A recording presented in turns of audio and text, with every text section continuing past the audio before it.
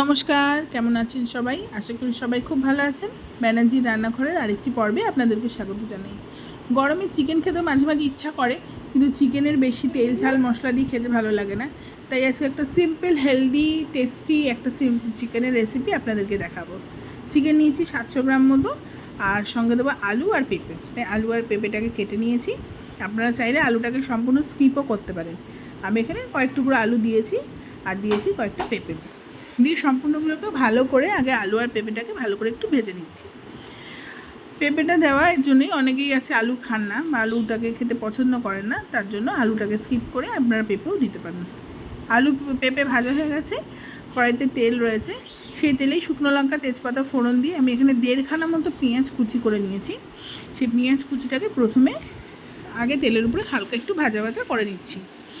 যখনই একটু দেখুন হালকা হালকা পেঁয়াজটা ভাজা হয়ে যাবে, এখানে আরও 1.5 মতো পেঁয়াজ সঙ্গে গোলমরিচ আমি বেটে নিয়েছি। এখানে কিন্তু আমি কোনো লঙ্কা গুঁড়ো বা কাঁচা লঙ্কা ব্যবহার করব না, সম্পূর্ণ গোলমরিচই রান্না হবে। তাই গোলমরিচ বেটে নিয়েছি, প্রায় 10-15টা মতো গোলমরিচ বেটে নিয়েছি। ঝালটা আপনাদের পরিমাণ মতো দিয়ে দেবেন। সঙ্গে এখানে 2 চামচ মতো আদা রসুন বাটা দিয়ে একদম পেঁয়াজ আদা রসুন এবং গোলমরিচ খুব ভালো করে কষিয়ে নেব, যত সময় না পর্যন্ত ভালো করে তেলটা ছেড়ে যাচ্ছে। দেখুন তেলটা যখন ছাড়া শুরু করবে সেই অবস্থাতে পরিমাণ মতো কিন্তু আমি লবণ দিয়ে দিলাম। রান্নাতে আমি কোনো হলুদ বা জিরে গুঁড়ো ধনে গুঁড়ো কোনো রকম মশলাই আমি আর ইউজ করব না, শুধুমাত্র পেঁয়াজ আদা রসুন আর গোলমরিচ। দেখুন মশলা থেকে সম্পূর্ণ তেল ছেড়ে দিয়েছে, মশলাটা খুব সুন্দর কষানো হয়ে গেছে। আপনারা দেখেই বুঝতে পারছেন মশলাটা কত সুন্দর কষানো হয়ে গেছে। এটা কিন্তু গরমে একদম উপযোগী একটা মাংসের রেসিপি। খুব অল্প তেল মশলায় রান্নাটা হয়ে যাবে এবং খুব হেলদিও বটে। গরমে চিকেন খেতে বা মাংস খেতে অস্বস্তি হলে এইভাবে মাংসটা করে খেতে পারেন, খুব ভালো লাগবে খেতে। যখনই মশলাটা কষানো হয়ে যাবে, এবার কেটে ধুয়ে রাখা মাংসটা এবার দিয়ে ভালো করে কষতে থাকবো। খুব ভালো করে মাংসটা কষতে থাকবো। মাংস থেকে অটোমেটিক্যালি জল বেরোতেও শুরু করবে। মাংসটা কিন্তু আমি কষতে থাকবো, খুব ভালো করে কষিয়ে নেব যাতে মাংস থেকে সম্পূর্ণ তেলটা ছেড়ে যায় এবং খুব ভালো করে মাংসটা কিন্তু কষা হয়ে যায়। আপনারা দেখতেই পাচ্ছেন মাংস কিন্তু একদম অল্প তেল এবং অল্প মশলাতেই রান্নাটা হবে। দেখুন সম্পূর্ণ মশলাটা একদম মাংসের সাথে ভালো করে কষে গেছে, তেল ছাড়তেও শুরু করে দিয়েছে।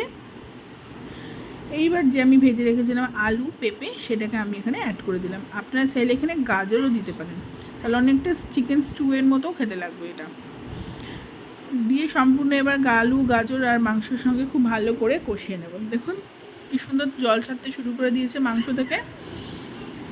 ভালো করে কষানো হয়ে গেছে, ভালো করে আমি কষে নিয়েছি, খুব সুন্দর মাংস থেকে তেল ছেড়ে গেছে, দেখেই আপনারা বুঝতে পারছেন।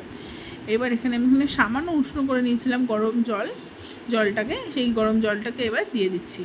মাংসটা একটু ঝোলঝোলই হবে, তার জন্য বেশি করে কিন্তু আমি জল দিয়ে দিলাম।